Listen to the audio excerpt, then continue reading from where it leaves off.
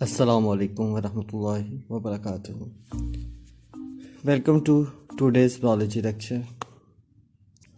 This is another lecture of Introduction to Homeostasis. As we studied earlier, homeostasis means to keep a living system on preset limits.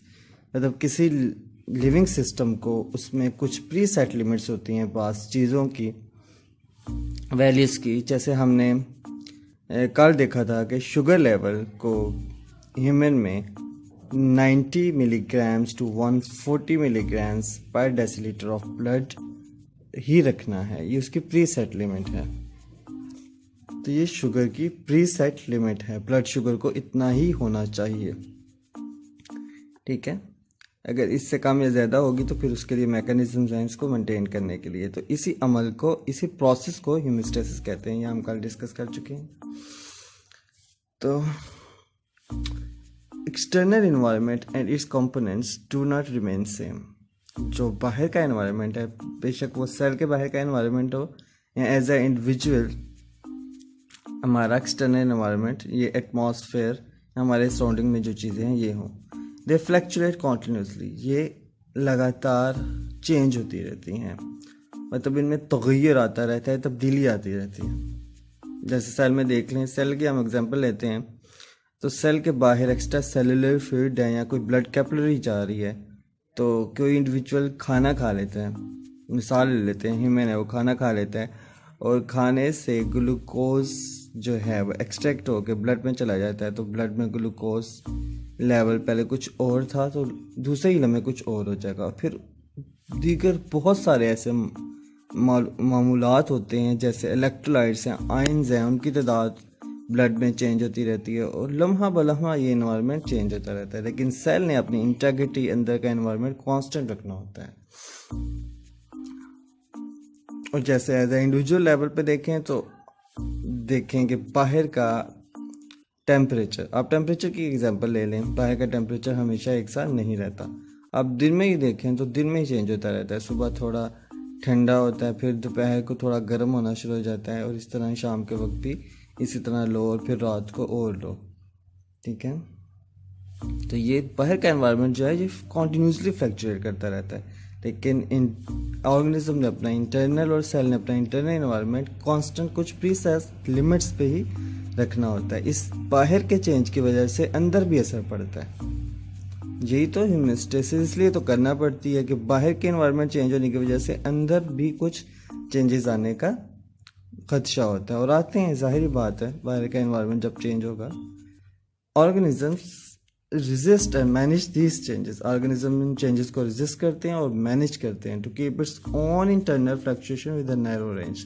मतलब कि अंदर organism के अंदर और cell के अंदर तब्दीली ना आए या फ्लक्चुएशन आए भी तो वो नैरो रेंज में, एक सर्टेन लिमिट्स में हो।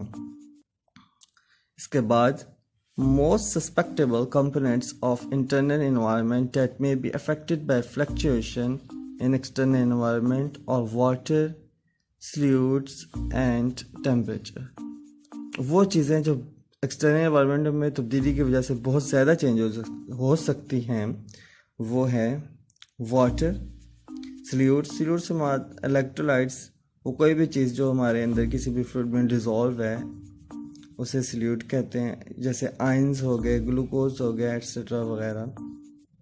एंड टेम्परेचर, और जो दर्जा हरारत है। ये वो तीन चीज़ें हैं जो बहुत जल्दी और जिनको बहुत खदशा है कि वो बाहर के एनवायरनमेंट में चेंज आने की वजह से अंदर भी तब्दीली उनमें आ सकती है। तो ये वो तीन चीज़ें हैं। और इसके अलावा waste can also not be stored within the body for longer periods. और वेस्ट को भी हम within the body for longer period store नहीं कर सकते, उनको भी रिमूव करना है। ये भी एक होमियोस्टेसिस का प्रोसेस है। इसके बाद एग्जाम्पल्स ऑफ होमियोस्टेसिस, जो मेन तीन चीज़ें मैंने आपको बताई कि जो बाहर चेंजेस आने की वजह से सेल के अंदर या इंडिविजुअल के अंदर भी चेंज आ सकता है उनमें, तो उनके हवाले से तीन मेन एग्जाम्पल्स जो ज़ेर बहस आती हैं होमियोस्टेसिस की वो ये हैं। पहली, ऑस्मो रेगुलेशन। ऑस्मो आपको पता है, ऑस्मोसिस वाटर से रिलेटेड चीज़ है Osmoregulation, the mechanism of regulation generally between organism and its environment of solutes and gain and loss of water. solutes और जो वाटर की हेमोस्टेसिस का अमल है उसको प्रीसेट लिमिट्स में रखने का अमल है ऑर्गेनिज्म और एनवायरनमेंट के दरमियान, उसे कहते हैं ऑस्मोरेगुलेशन। इसी तरह टेम्परेचर को प्रीसेट लिमिट्स में रखने का अमल जो है उसको कहते हैं थर्मोरेगुलेशन। और इस तरह the mechanism of elimination of nitrogenous waste, metabolic waste जो मेटाबॉलिज्म के दौरान बनते हैं, नाइट्रोजनस वेस्ट मतलब nitrogenous waste DNA, nucleic acid और प्रोटीन्स के मेटाबॉलिज्म से नाइट्रोजनस वेस्ट बनते हैं। ठीक है, आप टोटल वेस्ट लगा लें, मेटाबॉलिक वेस्ट जो मेटाबॉलिज्म के दौरान बनते हैं उनको निकालने का अमल जो है वो एक्सक्रीशन कहलाता है। ठीक है, और फिर नेक्स्ट लेक्चर्स में हम इनको सेपरेटली देखेंगे कि ह्यूमन में कौन से मैकेनिज्म हैं जो ऑस्मोरेगुलेशन, थर्मोरेगुलेशन और एक्सक्रीशन में मदद करते हैं। मैकेनिज्म प्लस ऑर्गन्स कौन से हैं जो हेमोस्टेसिस के मैकेनिज्म है, इनको लेकर चलते हैं। तो आज के लेक्चर के लिए ये था, मतलब इंट्रोडक्शन ख़त्म हो गया। इससे आगे हम इन एग्जाम्पल्स को वन बाय वन देखेंगे। मैं उम्मीद करता हूँ आपके लिए ये हेल्पफुल होगा और आपको समझ आया होगा। आज के लेक्चर के लिए इतना था। अपना ख्याल रखिए। अल्लाह हाफिज़।